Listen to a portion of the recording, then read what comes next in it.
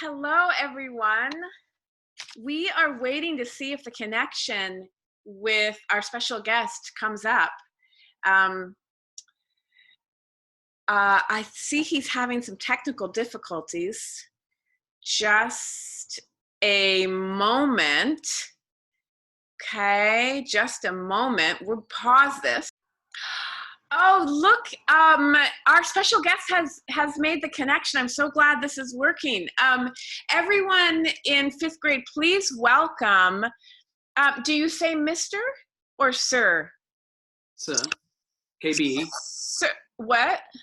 I have a KBE from Queen, so therefore it's Sir. I'm not sure what that is. Maybe you can explain that later. United British Empire. We used to have one. Okay. So sorry. Please welcome Mr. Reginald Bassington-Bassington, 3rd Earl of Dorchester. Mm-hmm. Yes. Oh, it is such an honor for me to meet you, even though I didn't exactly know how to say your name. So I am a huge fan. The thing to remember is I'm one of the Wiltshire Bassington-Bassingtons, not the Norfolk Bassington-Bassingtons, which is pronounced Bassington-Bassington rather than Bassington-Bassington. Yes. This is why I love you. My mind just expands every time I'm with you. Sir, thanks for joining us. Mm-hmm. How are you doing? We are very well. It's an interesting situation to be in, but we are enjoying life as we find it. Is Dorchester a place, like, could I go to Dorchester? You can go. It's a very pretty town. Some interesting architectural remnants of previous centuries there. Yes. Okay. What? Do you have a son named Bassington-Bassington? That would be the case. No, I would have to meet and marry another Bassington, which would be questionable legally. True.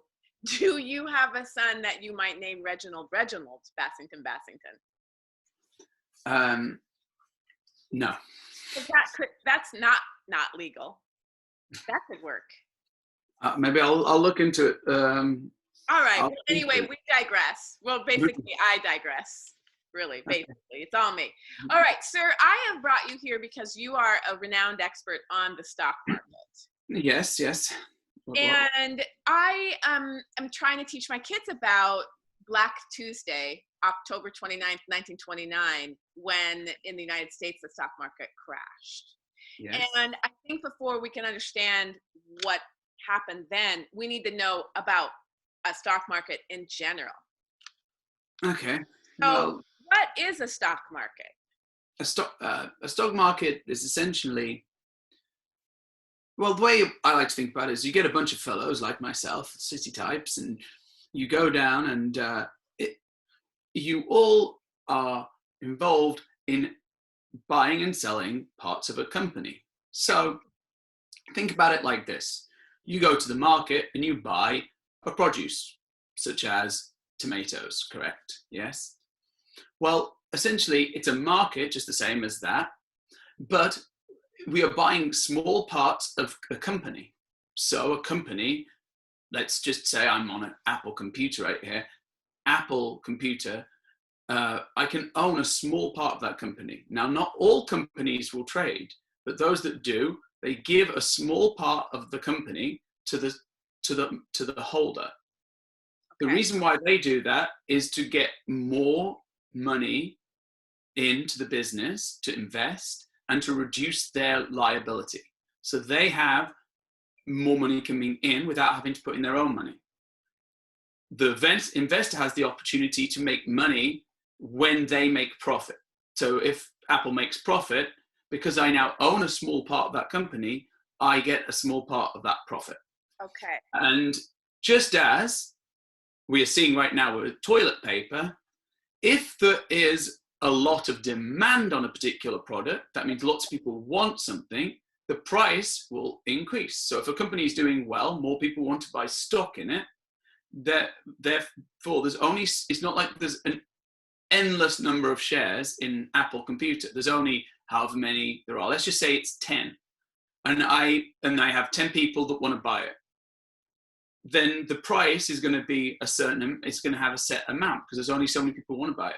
But if you imagine now, I still only have that same number of stocks, 10, and I have thousands of people who want to buy it, then I can charge a higher price. For the stock. Yes. And that increases the value of the market, and it also increases the value of that particular company. Okay. And so how do you know, with all the companies that are trading, that are offering stock to people, how do you know which company to buy, to buy a stock in? Like who are there people who do that for a living? And could I do that if I were smart enough? I'm sure you could. I'm sure you are. Okay. It's called being a stockbroker. Is the name of that job. And what you do is there is a lot of research now. I mean, you're going to be talking about the 1929 crash. Previously, it was a lot of research of newspapers, knowing about industries, having conversations with different people within those industries. Now it's a lot of research online and in other places to find out which industries and what technologies and different things are coming, which are going to increase the likelihood of a company making a profit. Okay. And so by doing that, there's different parts of what may be a job in stocks. There's a research part, then there's somebody who's on the floor, what we call the floor, which is, if you imagine going back to our market, they're like the market seller. They're right there and they're saying, and they are buying and selling different stocks. They're not really going to be doing the research. They're just doing trying to get the best price for that stock. So there are different jobs within the stock market. But I could do it. Yes, anybody can do it. Like the name of a company, I thought it was cute. That wouldn't really be a very smart way to invest my money, right? No, but it has been known to have success. Yeah, like I used to just follow teams where I like their uniforms. It's a questionable, but certainly the most useful is to have done some research. But it is true, I had a friend who bought stock in Baskin-Robbins many years ago because they liked the name Baskin-Robbins, and they made. I like your name. Exactly. Though very different in terms of product. I've never made any ice cream as of yet. Really? But I'm open to new experiences. You have some time now. You could maybe do some ice cream making. Yeah. Okay, so on Tuesday, October 29th, 1929, the stock market crashed. So we're in the market with all the produce, and the apple stand falls down and all the apples go rolling around. Well, this is our metaphor kind of becomes a little stretched. It's not literally a crashing. There's no literal spoiling of the produce, though. This is kind of, and the first thing to remember is that the 1929 crash is by no means the first time this has happened. Mm-hmm. You could go back to the tulips in Amsterdam in the 17th century where this happened, and it's happened. South Sea bubble was another one. Essentially, what happens in any of these particular crashes is that you get an overvaluation of the market. That is to say that there's a flow of money that comes in and too much investment, and there's not enough value to back that up. So in the 1920s, they were roaring. They were so loud you could hear them like a football terrace, association football, of course, not the rugger. And didn't get the reference. Carry on. Okay. There's a huge influx of money, lots of people investing, invest. Yeah. I think I'm right in saying that there was periods in 1929 when the value of the market rose by 20%. in a Mhm. month, in the matter of a few That's weeks. a Now, big thing, right? That's a so, lot. so to go back to our Apple, that's saying that our Apple has gone from costing it, it, going from costing 80 cents to suddenly costing $1. So Wow. it's a big so not quite. Let me try that math again. From costing $1 to costing $1.20. So this jump in value, it happened too quickly. Lots of people were making money out of it. Everybody's getting excited. And then all of a sudden, what happens is you have a period where the market has grown too much in value and it's not backed up by actual profits or things that are going on with the companies. And then there's a crash. So it's kind of a ghost. It's like it looks better on paper than it actually is happening in the real world. Exactly. So people get very into this idea that there's this exciting thing that's going to be the bit that's going to make lots of money, and then everybody, you tell me, it's kind of, if you imagine a rumor that spreads, Right. it's kind of like this, and people are getting excited, and then all of a sudden you start to realize, what is this based on? And then we get this crash. And what happens in particular is that when people start to pull out their money, they pull it out, and it creates a panic where more people pull out their money and pull out their money and pull out their money, and then we end up with a crash. And a crash in this particular case meant that 50% of the value of the market was lost, around about 50% of the value in a couple of days. And so lots of people, so as a private investor, what that means is that as a person, let's just say I have invested $1,000 in stocks. I'm hoping that over time, those stocks will increase in value. So I've bought $1,000 worth of Apple computer. My aim is that in 5 weeks, or however long, probably longer than that, but in a period, the value of Apple computer will raise, and now my stock will be worth $1,500. So I've made $500. Okay. The problem is, just like when you play a game of soccer or chance cards, you can also lose. And so if I have invested $1,000, now what's happened is that the company has gone down in value. So my money is now worth less. Okay. So, and 50% would mean that my $1,000 is now worth $500, which is a big, big problem. And if you thought that everything was going to go great, and you spent money that you didn't necessarily had, but you thought you might, because your stock might be going really well, or you think it's going to go well, then you're in double trouble. Not only have you lost money, but you've maybe put that money you thought you were going to make, you've already purchased something or done something else with it. That is correct, yes. And one of the big problems with this particular crash, and where it leads to the depression, and so depression means that you're losing value basically in the economy, depressing, going down. Right. And so the value of the home, there's less money in the whole system. So if we think about not just the stock market, but because the stock market, so many people have invested in it, people's personal wealth takes a hit. And then people started thinking, well, the banks were heavily invested in the stock market. So people started to think about, oh, well, my money is in the bank. I don't want my money to be lost. So people who weren't even invested in the stock market started to then take their money out of the banks, which created something called a run on the banks, literally running. That's where it comes from. And banks don't necessarily, you give a bank $20 to put in your account, they invest that then in gold, or they invest it in the market so that they can give you interest on that money. That means that the money isn't necessarily right there waiting for you. And so people started to panic, and they grin and grab their money out the banks, which meant that the banks started to not have any money to back up their investments. Right. If you've ever watched the great movie It's a Wonderful Life, this is detailed in It's a Wonderful Life. And I would strongly advise your students to watch that movie at some point. Okay. And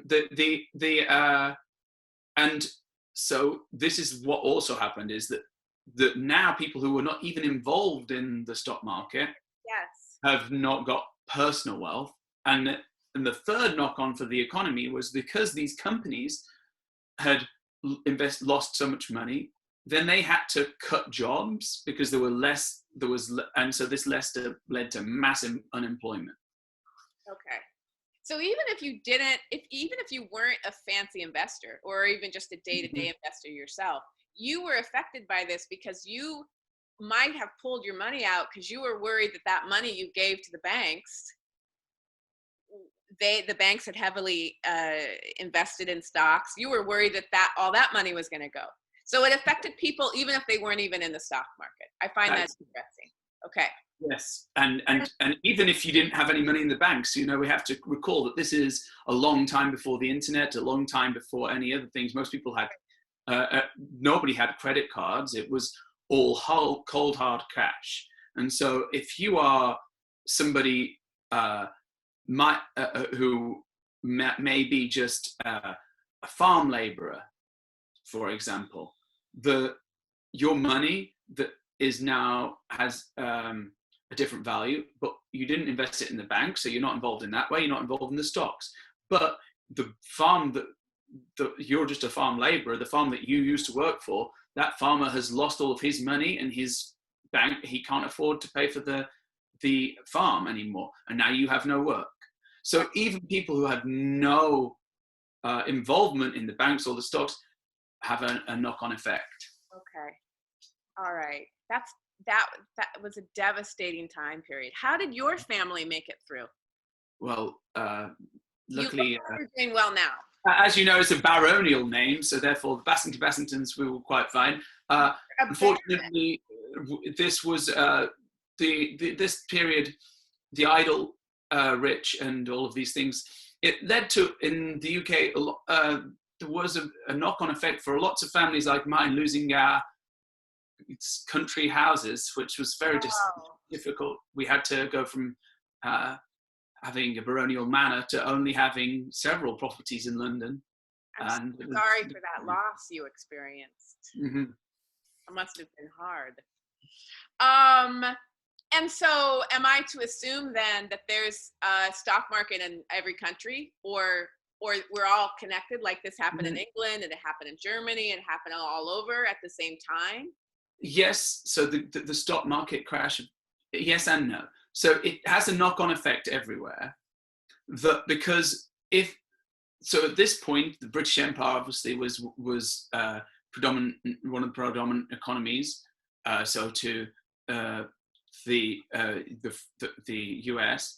So, and they were very closely related. So the UK economy was affected by this crash because a lot of the UK companies were invested in America. So, and so there was no way necessarily of protecting yourself. If something like this happened right now, companies in the UK would be massively affected, but they would know straight away. There's no instantaneous communication. There was telegraph, but it's slightly different. So that means that this knocked on effect around the world. It's not true that all countries have a stock exchange. At that time, especially, Russia was a communist society. So in a communist society, that means that private individuals cannot own the means of production. So the companies are owned by the state rather than by individuals. You cannot invest in them. There is no stock market. Okay. And and some of those countries were less affected, but because there was less money in the whole worldwide economy, it did affect every country, even if they didn't have a stock market. Wow, this has really been enlightening. Well, tries. I just as one last little quick question, and then we'll wrap this up, because I know you probably want to go try to make some ice cream. Do you have any tips besides my tip, which is like look for a cute name of a company and invest? Like, do you have any? Should you think about long-term, short-term? Just me, average Joe. Well, I feel the first thing to say is that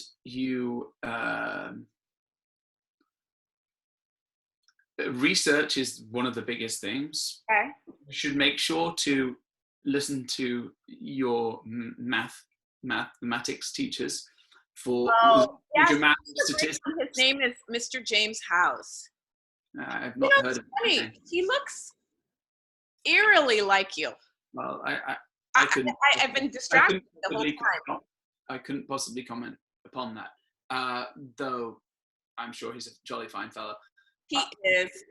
but because, but just to return to the point, Oh, there is yeah. a huge amount of statistics and data.